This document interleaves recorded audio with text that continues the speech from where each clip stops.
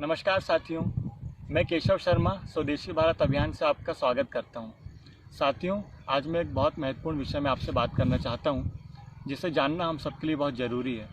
लेकिन मैं अपनी बात शुरू करूं इससे पहले आपको कुछ दिखाना चाहता हूं कि भारत जब आज़ाद होगा तो भारत में अंग्रेजियत चला जाएगा, अंग्रेजियत चली जाएगी और भारत में भारतीयता के आधार पर एक ऐसा तंत्र बनेगा जिसमें हर व्यक्ति को सम्मानजनक जीवन बिताने का, हर व्यक्ति को अपने धर्म की आजादी रखने का, हर व्यक्ति को व्यवसाय की आजादी का, हर व्यक्ति को अपने आप को आगे बढ़ाने का मौका। भारत हो भारतीयता से युक्त हो, जिसमें इंडिया ना हो और जिसमें अंग्रेजियत ना हो। तो अभी आपने राजीव दीक्षित जी के इंडिया नाम पर विचार सुने।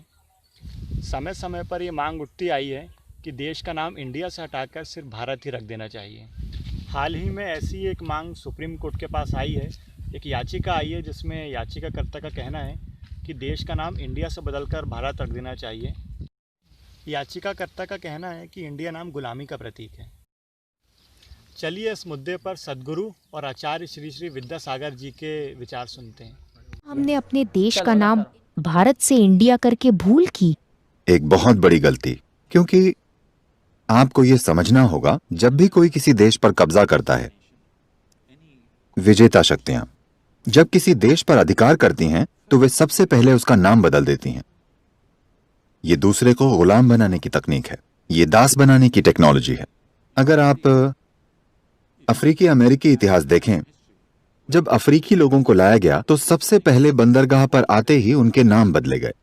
उनके जो भी अफ्रीकी नाम थे उनकी जगह बेहुदे नाम रखे गए। यही हमारे साथ किया गया। तिरुवनंतपुरम त्रिवेंद्रम है, चेन्नई मद्रास है। समझ नहीं आता कि हम मैड हैं या रास्कल। इसी तरह इंडिया है, इसका क्या अर्थ है? इसका कोई अर्थ नहीं।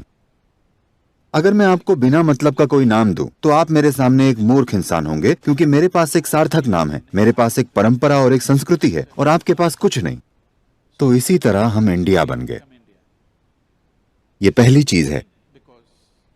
जब वे 1947 में गए तो हमें सबसे पहले अपना नाम बदलना चाहिए था, जो सबके मन में किसी रूप में गूंजता। हाँ, आज हम भारतीय देश के लिए अंग्रेजी नाम का प्रयोग कर रहे हैं। इस देश में केवल 2% लोग ही अच्छी तरह अंग्रेजी बोल सकते हैं, बाकी बचे लोग पीछे छूट जाते हैं। मैं वर्तमान प्रधानमंत्री से एक आग्रह करना चाहूंगा, इस देश का नाम बदलकर ऐसा नाम रखें जो सबके दिल में एक साथ धड़के। वाह वाह वाह, बहुत खूब।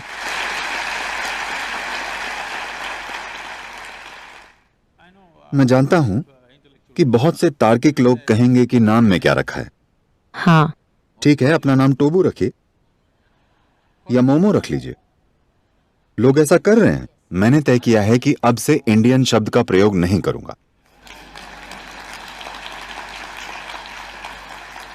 क्यों? मैं भारत शब्द का प्रयोग करना चाहूंगा। राष्ट्रीय नाम को भी जिनके माध्यम से धुंधला गया और उलट गया, उनका क्या भरोसा है? किस आधार पर बना लेते आप लोग? वहां पर किसी ने भी अपने देश के नाम को परिवर्तित नहीं कराया, तो भारत के लिए क्या हो गया बताओ? कभी दिमाग चलाया आप लोगों ने? नहीं। क्या कहना चाह रहा हूं मैं? ये कहना चाह रहा हूं, समय स्वतंत्रता का आपके पास भी था और यहां पर भी था। उन्होंने परिवर्तन क्यों नहीं करवाया और आपका परिवर्तन क्यों हुआ और कब हुआ? क्या सर्वसम्मति से हुआ?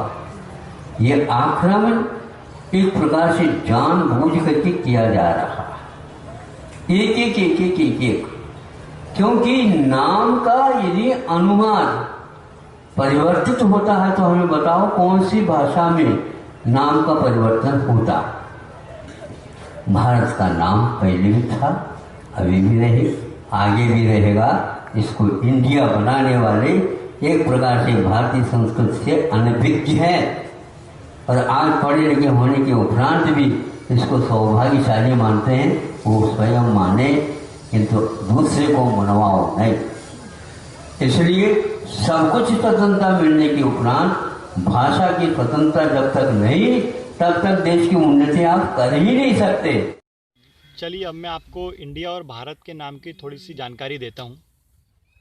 ऑक्सफोर्ड की पुरानी डिक्शनरी खोलें तो पृष्ठ नंबर 789 पर लिखा है इंडिया, जिसका मतलब बताया गया है कि old fashion and criminal peoples, अर्थात पिछड़े और घिसे पिटे विचारों वाले अपराधी लोग। तथा इंडिया का एक और अर्थ है वह व्यक्ति या दंपत्ति जिसके माता पिता का विवाह चर्च में नहीं हुआ हो। आपकी जानकारी के लिए एक बात और बता दूं कि ब्रिटेन में वहाँ के नागरिकों को इंडियन कहना एक कानूनी अपराध है। हालांकि कुछ विद्वानों का ये भी मानना है कि इंड शब्द की उत्पत्ति सिंध शब्द से हुई है, इसी इंड से इंडिया बना।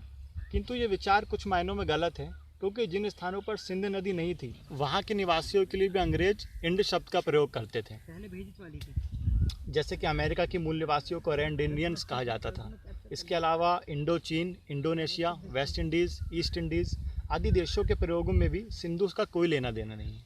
दूसरी तरफ हमारा महान भारत है, जिसका अर्थ ही होता है जहाँ ज्ञान का उदय हुआ, अर्थात ज्ञान का प्रतीक, जिसने विश्व गुरु बनकर दुनिया को शिक्षा दी। भारत वो जिसे हमारे पूर्वजों ने बनाया और लाखों साल तक जीवित रखा। इंडिया वो जिसे अंग्रेजों ने बनाया और हमारी सरकारों ने उसे जिंदा रखा। किसी शायर ने भारत का मतलब बखूबी बताया है। रातों दिन हाथ जोड़कर आंखें बंद करके जूतियों की पूजा करता था। ये मेरे भाई की जूतियां हैं। 14 बरस उसने गुजार दिए इंतजार में कि जब भाई आएगा तो तख्त पे बैठेगा। उसकी वफा ऐसी थी भरत की कि हिंदुस्तान के करोड़ों इंसानों ने अपने मुल्क का नाम उसके नाम पर भारत रखा। ये लफ्ज भारत में वफा छुपी है।